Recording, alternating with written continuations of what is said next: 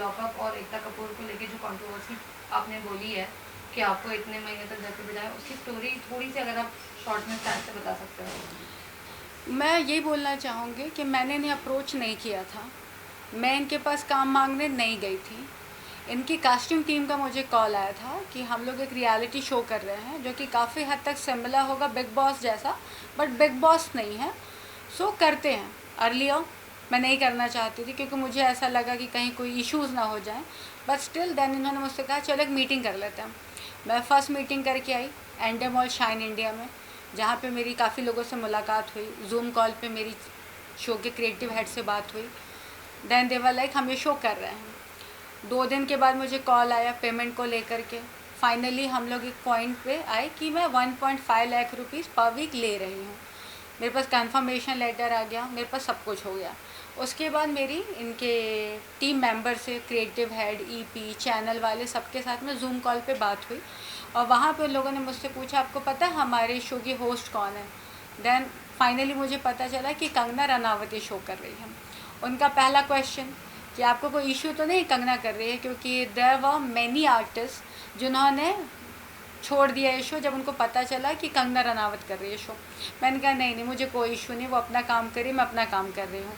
फिर उसके बाद उन्होंने मुझसे पूछा आपको पता है यहाँ पे आपके सीक्रेट्स रिवील होंगे, जब आपका एलिमिनेशन राउंड आएगा तो हम लोग आपके सीक्रेट्स रिवील करेंगे, आपको अपने आप को बचाने का वही एक तरीका है। फिर आपके पास आपके पॉइंट्स होने चाहिए आर्ग्यू करने के लिए। फिर वही सारी बातें हुई। फिर उसके बाद उन्होंने मुझसे पूछा आपके ब्लड टेस्ट, आपके लास्ट 1 ईयर में जो भी चेकअप्स हैं, जो भी मेडिसिन्स लेती हैं, आप अल्कोहल कंजम्पशन करती हैं नहीं करती हैं, आप सिगरेट्स पीती हैं नहीं पीती हैं। तो मैंने बताया मैं सिगरेट्स नहीं पीती हूँ, मेरा अल्कोहल का कोई सीन नहीं है। फिर मैंने सारे मेडिकल रिपोर्ट्स उनको दिए, एंडेमोल का सारा फॉर्म जो आता है वो सारी चीज़ें मैंने उन्हें भेजी। उसके बाद उन्होंने मुझसे डॉक्टर का नंबर लिया, उन्होंने बात की। मैं डायबिटिक हूँ, मैं इंसुलिन डिपेंडेंट हूँ, तो मेरे उन्होंने इंसुलिन के नाम मैंने 1.5-2 महीने की अगली शॉपिंग कर ली दवाइयों की। फिर उन्होंने उसके बाद मुझे सबअर्बन भेजा जहाँ पे वो सारे टेस्ट करते हैं, सारे ब्लड टेस्ट वो करवाए। उसके बाद इनके साइकेट्रिस्ट के साथ में 2 से ढाई घंटे का सेशन था, वो हुआ, वो इंटरेक्शन किया पूरी तरह से प्रॉपर। फिर उसके बाद इनके क्रिएटिव हेड वगैरह सबके साथ फिर से 2 से ढाई घंटे का सेशन हुआ। फिर उसके बाद बैक टू बैक चल रहा है, बैक टू बैक चल रहा है। फिर कोशा के साथ में मैं कंटिन्यूसली टच में हूँ, रिदांश के टच में कंटिन्यूसली हूँ, सबसे बातें चल रही, सारी चीज़ें हो रही हैं धीरे धीरे। हाँ, फिर एक दिन एक पॉइंट पे आते हैं कि now you should start shopping. मैंने कहा चलो ठीक है। तो उनकी एक बड़ी लंबी चौड़ी सी लिस्ट आई जहाँ पे it was written very clearly कि आपको ऐसे बैग कैरी करने हैं, उस पर कोई ब्रांड नहीं होना चाहिए, कोई लोगो नहीं होना चाहिए, कोई प्रिंट नहीं होनी चाहिए, कोई फेमस कार्टून नहीं होना चाहिए, कोई रिलीजियस कैरेक्टर नहीं होना चाहिए। पूरी की पूरी शॉपिंग बदलनी पड़ गई, पूरे सामान चेंज करने पड़ गए। 2 से ढाई लाख की सिर्फ शॉपिंग हुई। मैं ये अमाउंट इसलिए मेंशन कर रही हूँ, बहुत छोटा पैसा है, ऐसा नहीं कि बहुत बड़ा है, बट जिस सिचुएशन में मैं अभी हूँ, क्योंकि मैंने 1 साल से कोई काम नहीं किया, तो मेरे लिए मैटर करता है। अगर आपको मुझे शो में नहीं लेना था तो आपको मुझसे इतने फालतू के खर्चे नहीं करवाने थे। अब आप कहोगे कि वो कपड़े तो मैं पहन सकती हूँ, तो वैसे कपड़े मैं नहीं पहनती हूँ जो मैं जेल के अंदर पहनने के लिए मैं ख़रीद रही हूँ। जेल में पहनने के लिए मैं ट्रैक ले रही हूँ, मैं शूज़ ले रही हूँ जो ब्रांड्स वाले नहीं हैं, क्योंकि आप मुझसे अलग अलग टाइप की एक्टिविटीज़ कराओगे। तो मैंने सिर्फ आपके लिए शॉपिंग की। उसके बाद मैं आप लोगों से बार बार पूछ रही हूँ कि क्या मैं कोई दूसरा शो पकड़ लूँ। आप लोग अरे नहीं नहीं नहीं, आप कैसे शो कर सकती हैं, आप बालाजी का शो कर रही हैं। अगर आप कोई दूसरा काम करेंगी और वो रिलीज़ हो गया तो उनको सारी टीआरपी मिल जाएगी, उनको सारा बेनिफिट मिल जाएगा, आपने मुझे शो नहीं करने दिया। देन आप तो कॉन्ट्रैक्ट में हो, आपकी डेट तक क्लियर नहीं होती। आप मुझे 28 से क्वारंटीन में भेजने वाले थे और 18 को आप मुझे फ़ोन करके बोलते हैं कि हम लोग फर्स्ट वीक में एंटर नहीं हो रहे हैं। 28 को हम लोग कालिया मैदान फिल्म सिटी में जाकर आपके पोस्टर शूट कर रहे हैं, आपके टीज़र शूट कर रहे हैं, आपके ट्रेलर शूट कर रहे हैं, आपके बाइट शूट कर रहे हैं, आपका कोई प्लान नहीं। आपको मैं पूछती हूँ मैं कब जा रही हूँ, आप कहते हैं आप अगले हफ्ते जा रहे हैं। मैं अगले हफ्ते पूछती हूँ आप अगले हफ्ते जा रहे हैं। आपका कोई सेटअप नहीं है, आप कुछ नहीं बताते हो। और फिर अगर कोई स्टैंड लेता है तो आप लोग कहते हो आर्टिस्ट गलत बोल रहा है, वो कंट्रोवर्सी कर रहा है। क्यों ना आर्टिस्ट स्टैंड ले। सो मैम आपका रिएक्शन कैसा था कि आपको जब पता चला कि कंगना मैम इस शो की होस्ट है? अर्लियर मुझे जेन्युइनली बताऊँ थोड़ा सा डर लगा था, थोड़ा सा। और वो डर इससे लगा था क्योंकि कंगना की जो आइडियोलॉजी है और जो मेरी है वो काफ़ी हद तक अलग है। जिस तरीके से वो चीज़ों को देखती है मैं नहीं देखती हूँ। हर किसी के अपने अपने पॉइंट ऑफ व्यू होते हैं, मेरे अपने हैं। So I am no one to say कि शी इज़ रॉन्ग और कुछ भी, बट चीज़ें बदल जाती हैं।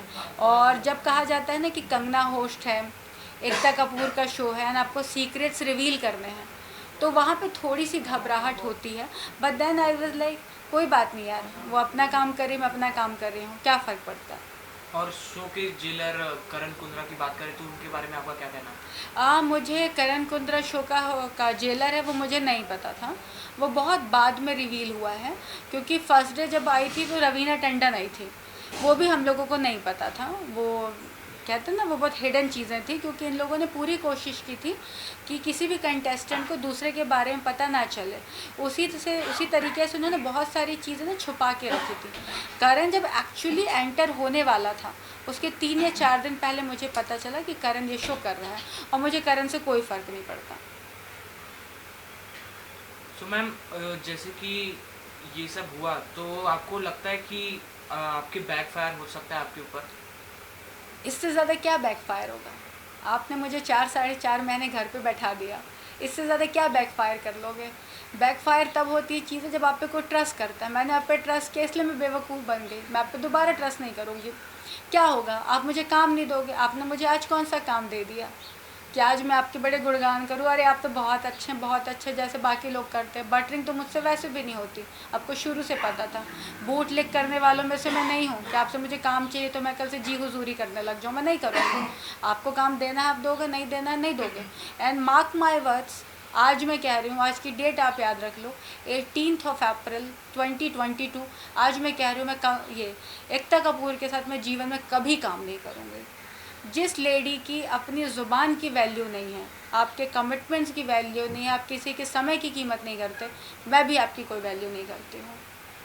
एग्जैक्टली। एंड इसके अलावा अगर मैं आपसे पूछूं कि क्या रीज़न आपको लगता है कि आपको टर्मिनेट किया गया, इसके पीछे का जो कॉन्ट्रैक्ट आपका किया गया टर्मिनेट, इसका रीज़न आपके हिसाब से क्या हो सकता है? मुझे कुछ नहीं पता, बिलीव मी, क्योंकि जब मैं शो के लिए मीटिंग करने गई थी तो जिस तरीके से मेरा इनके साथ इंटरेक्शन था, उन्होंने कहा गहना मैम आप लास्ट 1 ईयर से कंटिन्यूसली न्यूज़ में हो, तो बताओ आपको शो करना है। मैंने कहा कर सकते हैं। तो उन्होंने मुझसे पूछा कि आपको लगता है कि आपको और भी पब्लिसिटी की ज़रूरत है?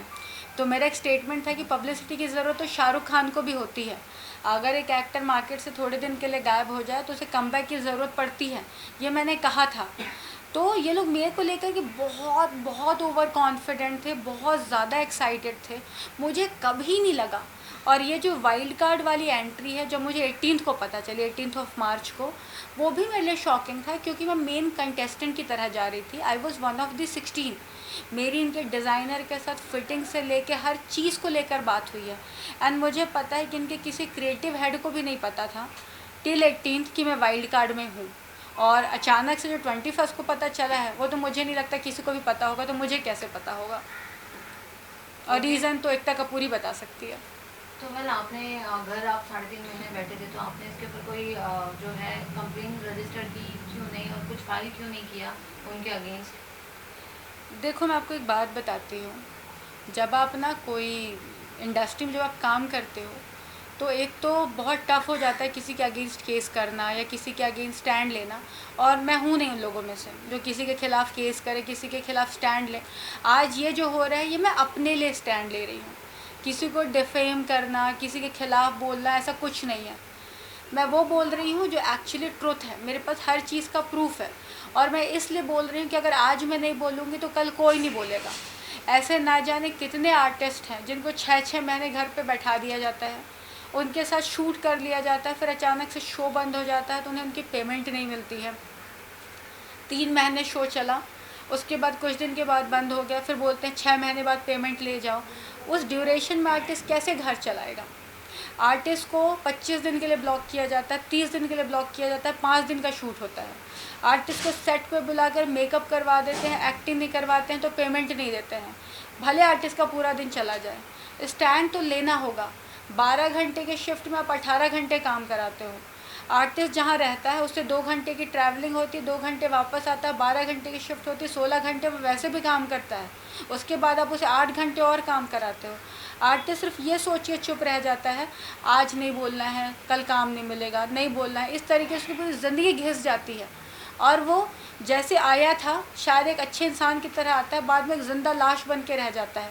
और एक दिन आता है जो सुशांत सिंह राजपूत जैसे लोग सुसाइड कर लेते हैं, मर जाते हो, पता नहीं कितने लोग मर जाते हैं, बाद में 4 लोग खड़े हो जाते हैं पोस्टर लेके, हमको सिंपैथी है। जब वो ज़िंदा था तब सिंपैथी नहीं थी, आज आप उसके लिए 4 मॉडल्स खड़ी हो जाते हैं रोने को, हम उससे ये करते वो करते। जब वो ज़िंदा था तब कोई क्यों नहीं करता है? सो मैम, आपको जब पता चला कि आप शो में जाने वाली है तो आप शो फॉलो करती थी, और अगर करती थी तो आपका फेवरेट कंटेस्टेंट कौन था शो में? जब मैं शुरू में मैं भी एक्साइटेड थी कि मैं शो कर रही हूँ, तो जब फर्स्ट डे रिवील हुआ मुनव्वर वगैरह, तो मैं शो को जेन्युइनली बहुत अच्छे से फॉलो कर रही थी। और मैंने देखा मुनव्वर की फ़ैन फॉलोइंग एक्चुअली अच्छी है, लोग उसे वाकई बहुत अच्छे से कमेंट्स करते थे, हम लोग ना कमेंट्स पढ़ते थे, मैं प्रॉपर फॉलो कर रही थी। मैं 2-3 आईडी से मैंने लॉगिन किया था कि बालाजी का शो है, उनके फॉलोवर्स बढ़ जाए, उनके व्यूवरशिप बढ़ जाए। मैं भी बार बार एग्जिट होकर बार बार लॉगिन करती थी कि उनके व्यूवर्स बढ़ जाए, मैं पूरी कोशिश कर रही थी कि लोगों का अच्छा हो जाए। तो मैंने वहाँ रियलाइज़ किया कि मुनव्वर सबसे रियल था, और अगर वो फेक भी था ना तो इतने अच्छे से फेक था कि वो बुरा नहीं लगता था। स्टेटमेंट भी पास करता था तो सार्कास्टिक होते थे लेकिन वो बेटर नहीं थे। So he was playing really well, वो मेन गेमर था। और सबको वहाँ पे जो कहते हैं ना क्यूट वाला एक अच्छी सी जो फीलिंग आती तो मुनव्वर के साथ आती थी। आप देखते हर कोई घेर रहा था, कभी शायशा ने कहा उसको क्रश है, कभी कभी सारा उसके साथ होती, पूनम वहाँ पे थी, अंजलि को उसके साथ लव एंगल के लिए क्रिएट कर दिया गया। तो लव एंगल उन्हीं एक्टरों के साथ क्रिएट किए जाते हैं, कहीं भी देख लो, जिनको लंबी रेस के लिए रखा जाता है। आप देख लो तेजरन थे, लास्ट तक रहे, उसके पहले सिद्धार्थ और शहनाज थे, वो भी बहुत टाइम तक रहे। आसिम और उसका जो था उमर ने क्या नाम था, आसिम और हिमांशी, ये लोग साथ में थे। तो जब लव ट्रायंगल या लव एंगल्स क्रिएट किए जाते हैं ना किसी भी टाइप को, इसीलिए रखे जाते हैं ताकि वो टीआरपी दे और लंबे टाइम तक रहे। सो आई फील कि मुनव्वर फाइनल पर तो है। सो आपने जैसे मुनव्वर जी को मेंशन किया, तो उनका भी एक न्यूज़ सामने आ रहा है कि ही इज़ मैरिड, और उनका लॉकअप में कोई लव एंगल चल रहा है। सो उसके ऊपर आपका क्या कहना है? टीआरपी, इसका एक ही जवाब है, TRP. It's all about TRP. Even मुझसे भी पूछा गया था कि अगर आपको शो के अंदर जाके अफेयर करना पड़ा तो I you okay with that? I was like done. मैंने कहा मेरा अगर स्वयंवर भी करवाना पड़े शो में ना तो करवा देना, हम स्वयंवर भी कर लेंगे फॉर टीआरपी। सो ये सारा गेम तो टीआरपी का है, जो कंटेस्टेंट टीआरपी देता है वो ज़्यादा टाइम तक है। आप लड़ कर दो, झगड़ के दो, रो कर दो, ड्रामे करके दो, सो ये सारा गेम टीआरपी का है। एंड मुझे पता नहीं क्यों लगता है, मैं हालांकि कोई प्रेडिक्टर नहीं हूँ, बट फिर भी मुझे ऐसा लगता है कि जिस दिन ये शो ख़त्म होगा अंजलि एंड मुनव्वर मिलेंगे भी नहीं। मेरे इस शो को लेके काफ़ी कंट्रोवर्सी हो रही है, तो अगर अब आपको सीज़न 2 या फिर नेक्स्ट सीज़न ऑफर होगा तो क्या आप जाना पसंद करेंगे? मैं लाइफ में कभी नहीं करना चाहूँगी। मुझे अगर अभी फ़ोन आए ना कि कल आप इनकी वाइल्ड कार्ड एंट्री में चले जाओ, अगर वो मुझसे कहते हैं कि हम आपको जो पे कर रहे हैं उससे हम आपको 10 गुना भी ज़्यादा देते हैं, मैं तो भी नहीं करूँगी। मैं अपनी लाइफ में अपनी बात को लेकर बहुत पक्की हूँ, और जो उतर गया नज़र से ना उतर गया। एकता मैम, आपने पूरी इज्जत खो दी यार, बिलीव मी, मैं आपकी बहुत बड़ी फ़ैन थी, मैं लड़ जाती थी लोगों से आप लोगों के लिए, बट अब आपकी ना 0.1% भी रिस्पेक्ट नहीं है। और आज क्या, किसी भी साल में मैं आपका कभी कोई शो नहीं करूँगी। सो लॉकअप के अलावा कोई अदर शो, रियलिटी शो जो आपको पसंद हो और आप उसमें जाना चाहो? अभी फ़िलहाल मुझे नहीं मालूम, अभी मेरा कोई फेवरेट शो नहीं है, अभी कुछ भी नहीं है। लेट्स सी, कुछ अच्छा शो आता है तो मैं ज़रूर करूँगी, बट अभी एट प्रेजेंट मैं कुछ नहीं कर रही हूँ क्योंकि उन्होंने बैठा रखा था तो मैंने कोई शो लिया नहीं। सो लास्ट में जाते वक्त आप दर्शकों को क्या बताना चाहोगे? मैं सिर्फ एक बात कहना चाहूँगी, ये इंडस्ट्री जैसे दिखती है वैसी नहीं है। चकाचौंध के पीछे बहुत सारे बेटर ट्रुथ हैं। कई बार लोग बोलते हैं, कई बार लोग नहीं बोल पाते। कोई सुसाइड कर लेता है, कोई इंडस्ट्री छोड़ के चला जाता है, कोई किसी बुढ़े से शादी कर लेता है, कोई कहीं और कर लेता है। जिसको जो मिलता है वो इतना फ्रस्ट्रेट हो चुका होता है ना अंदर ही अंदर, उसको कुछ समझ नहीं आता है। तो जब आप कोई भी एक स्टेटमेंट पास करते हैं ना कि वो न्यूज़ में आने के लिए कर रहा है या इसके लिए कर रहा है, आपको समझना पड़ेगा कि वो एक्चुअली किस पेन से गुजर रहा है। अगर मैं आपका एक दिन बैठा लूँ, जो लोग कह रहे थे लॉकडाउन में हमारी 1 महीने की सैलरी नहीं आई, सैलरी नहीं आई, सैलरी कट है, मुझे तो 4 साढ़े 4 महीने बैठा के रखा गया, कुछ काम नहीं करने दिया गया, तो मैं क्यों ना बोलूँ। आपको अपने लिए स्टैंड लेना चाहिए, लीजिए। अगर आप नहीं लेंगे तो आपके लिए कोई नहीं लेगा।